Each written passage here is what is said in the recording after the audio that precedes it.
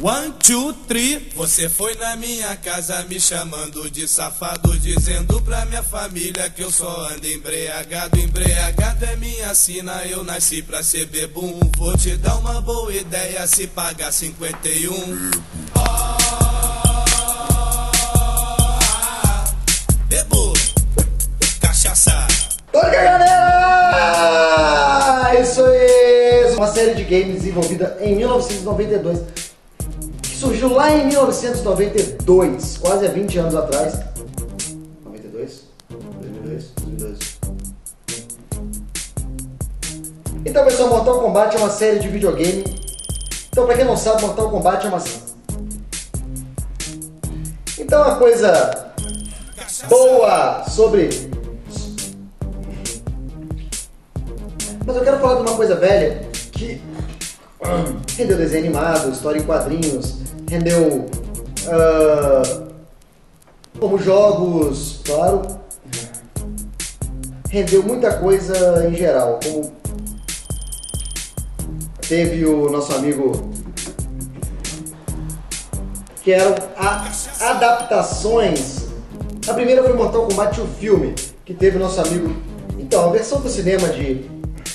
Então, a primeira versão pro cinema de Mortal Kombat.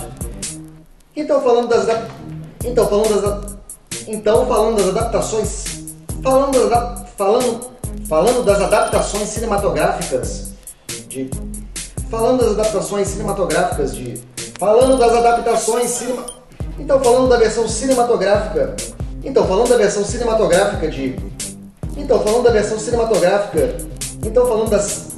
falando da versão cinematográfica de Mortal Kombat, a gente...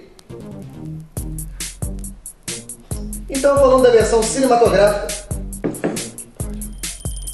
da versão em cinema de Mortal Kombat, trazia Dolph Lundgren, mesmo do Highlander. E ele é estrelado pelo Highlander, pelo Dolph Lundgren. Caralho!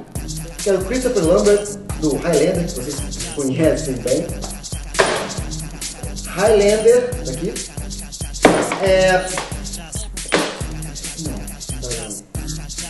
Também... Nossa. Então, falando... Sônia! Para de dançar! Roda! Vinheta, coisa ruim. Que aquela banda... E se você estivesse no meu lugar, o que você faria? Então, continuando falando... continuando falando da... Mortal Kombat andou meio caído, né? Que é um jogo para os consoles atuais, com muita dinâmica. Você tá viciado nos personagens clássicos. Então tá. Essa foi a coisa nova. Até mais. Sei lá, o joinha. Onde é que fica o joinha mesmo? Misericórdia.